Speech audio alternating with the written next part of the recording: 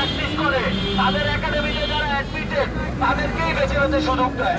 সেই ছেলেমেয়েগুলো পারফর্ম করে ওদেরকে সুযোগ দেওয়া হয় না, ওরা অবহেলিত থাকে।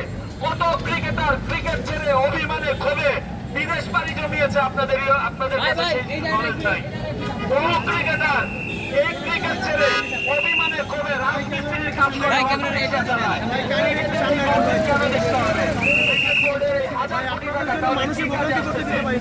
একটা জেলা ক্রিকেট স্টেডিয়াম খেলার মানের মধ্যে নাই। একটা জেলা ক্রিকেট স্টেডিয়ামে আপনি একটা আন্তর্জাতিক মানের ম্যাচ চালাইতে পারেন না। অন্যান্য দেশে দেখেন তাদের কত কত স্টেডিয়াম।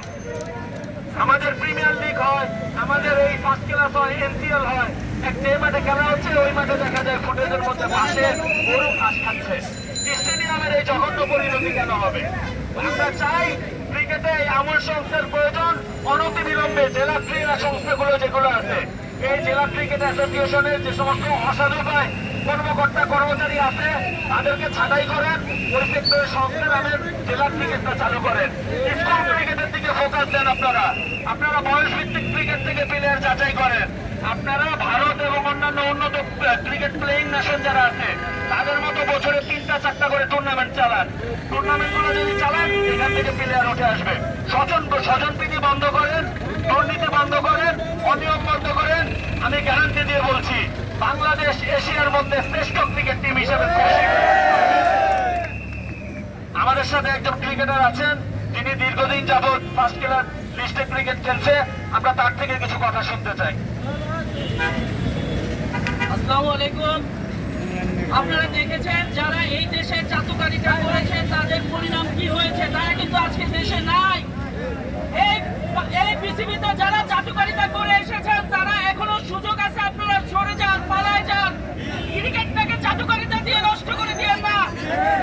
আজকে আমাদের ন্যাশনাল টিমে যারা খেলে তারা এখানে প্র্যাকটিস করার সুযোগ পায়, আর ন্যাশনাল টিমের স্কোয়াড থেকে যারা বাদ পড়ে তারা এই একাডেমি মাঠে ঢুকতেও পারে না। তারা এখানে প্র্যাকটিস করার সুযোগও পায় না। তারা কি প্লেয়ার না? তারা কোনো চিপ প্রপারলি ইউজ করতে পারে না,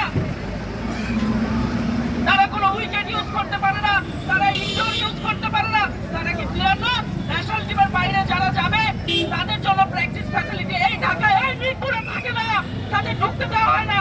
আমি নিজে ক্রিকেটার, আমি ফার্স্ট ক্লাস ক্রিকেটার।